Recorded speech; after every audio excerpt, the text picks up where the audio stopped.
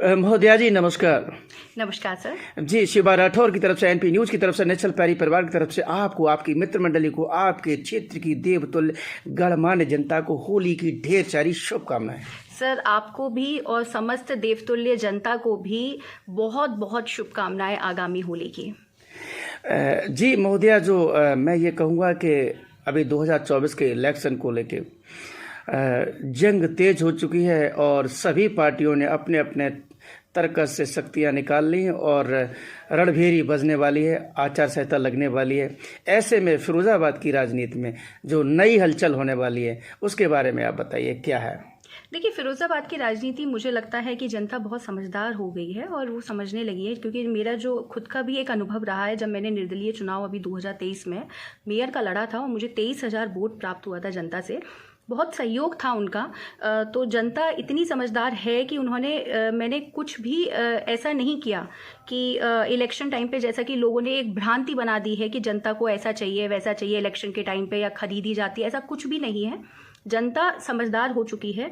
शिक्षित लोग अच्छे लोगों को ही चुनना चाहती है, जो देश की नीतियों को एक सही दिशा की तरफ ले जाएंगे और अपने क्षेत्र की जो भी समस्याएं हैं उसे संसद भवन में जाकर उस पर प्रश्न जरूर करेंगे।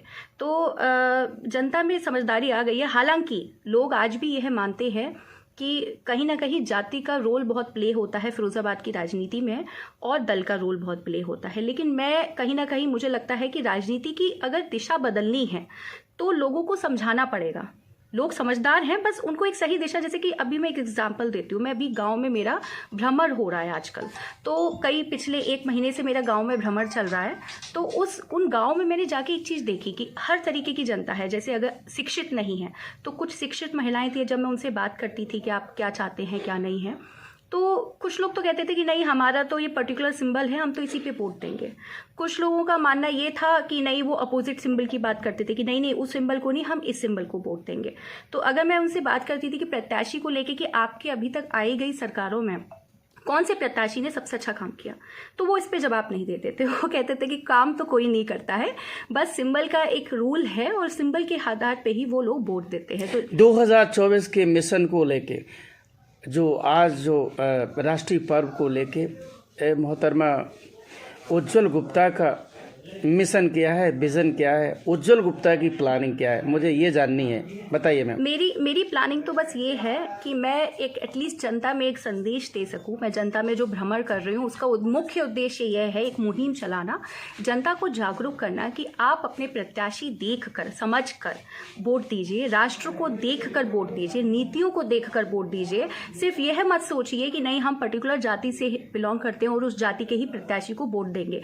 परिवारवाद को मत बढ़ाइए, जातिवाद को मत बढ़ाइए, क्योंकि देखिए, कोई भी प्रत्याशी किसी भी जाति का हो, बढ़ाता तो अगर वो गलत व्यक्ति है तो बढ़ाएगा वो सिर्फ अपने परिवार को, किसी और को नहीं बढ़ाएगा। ये सबको समझने की जरूरत है। तो मैं बस इस दिशा को एक सही दिशा में ले जाने के लिए, क्योंकि जनता ने मेरे पे विश्वास किया था 23,000 वोट के साथ, तो मेरा कर्तव्य बनता है। इसीलिए मैं 1 महीने से गाँव में भ्रमण मेरा हर गाँव में चल रहा है। बाकी का 2024 का अभी इलेक्शन है और जनता समझदार हो गई है मुझे लगता है, और जो भी होगा वो राष्ट्र को सही दिशा की तरफ जरूर ले जाएगा। आप फिरोजाबाद की जनता के लिए क्या उम्मीद लगाए बैठी हैं? मैं फिरोजाबाद की जनता के लिए उम्मीद, मैं जैसे कि बता रही थी कि मेरा गांव-गांव में भ्रमण चल रहा है। मैंने बताया आपको एक इंस्टेंस बताया कि जहां पे कुछ लोग जाति को लेके वोट देते हैं, वहीं कुछ लोग सिंबल को लेके वोट देते हैं, और अधिकतर लोगों का कहना यह था कि हमें ऐसा प्रत्याशी चाहिए जो हमारी समस्याओं को समझे। मैं आपको एक छोटा सा एग्जांपल देती हूँ। मैं कोटला क्षेत्र में थी और वहाँ पे सबसे बड़ी समस्या उनकी यह है, किसानों की, कि वहाँ पे सिंचाई हेतु जो नदी का पानी है, वहाँ पे गौच नदी और सिरसा नदी, उनका यह कहना है कि यहाँ पे कभी कोई भी सरकार आए, लेकिन कोई भी सरकार में इन्होंने हर सरकार में ये परेशानी को अपने संसद क्षेत्र में और सांसद जी के सामने रखी है, हर सरकार में, और वो कभी सॉल्व नहीं हुई। तो उसको क्या होता है कि उन्हें प्राइवेट ट्यूबवेल से सिंचाई करनी पड़ती है और इसमें उनकी लागत बहुत लगती है, क्योंकि जो बोरिंग है वो बहुत नीचे गिरता जा रहा है उसका लेवल, और इस वजह से उनको 1.5 लाख रुपए इसी में लग रहे हैं। तो ये जो परेशानी उनकी, मैंने इस चीज़ को समझा। ऐसे ही क्षेत्र वाइज मैं हर गांव में जाती हूँ, हर क्षेत्र की कुछ ना कुछ परेशानी है जो कभी सॉल्व ही नहीं हुई है, कभी नहीं हुई है। कोई भी पार्टी आ जाए सॉल्व ही नहीं हो पाती, क्योंकि आपके जो क्षेत्र का सांसद अगर एक्टिव नहीं है, पार्टी कितनी भी बढ़िया हो, राष्ट्रीय लेवल पे कुछ भी कर रही हो, अच्छा काम कर रही हो, लेकिन अगर सांसद अगर एक्टिव नहीं है तो ये परेशानी जनता को समझनी पड़ती है। और जनता आज यही चाहती है कि पार्टी एक अच्छे, कोई भी पार्टी हो, किसी भी सिंबल को वो सपोर्ट करते हो, लेकिन वो प्रत्याशी कहीं ना कहीं ऐसा चाहते हैं जो एक्टिव हो, उनके क्षेत्र में दौरा करे, उनकी क्षेत्र की परेशानियों को संसद भवन पे जाके जरूर रखे।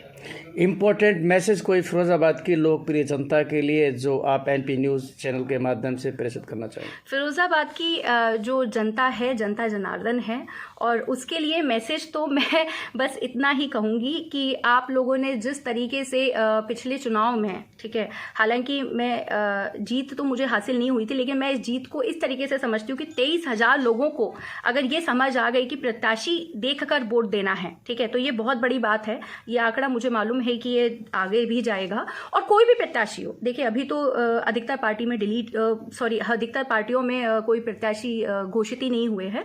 तो कोई भी प्रत्याशी हो, कहीं पे भी हो, अगर आपको ये लगता है कि वो अच्छा प्रत्याशी है और आपकी पार्टी में अगर राष्ट्रीय लेवल पे काम अच्छा हो रहा है, तो इन दोनों चीज़ों को जरूर देखिएगा और उसी हिसाब से अपना मतदान कीजिएगा। जी महोदया, शिबा राठौर की तरफ से पुनः आपको होली की ढेर सारी शुभकामनाएं, आपको, आपके पार्टी को, आपके मित्र मंडली को एक साथ।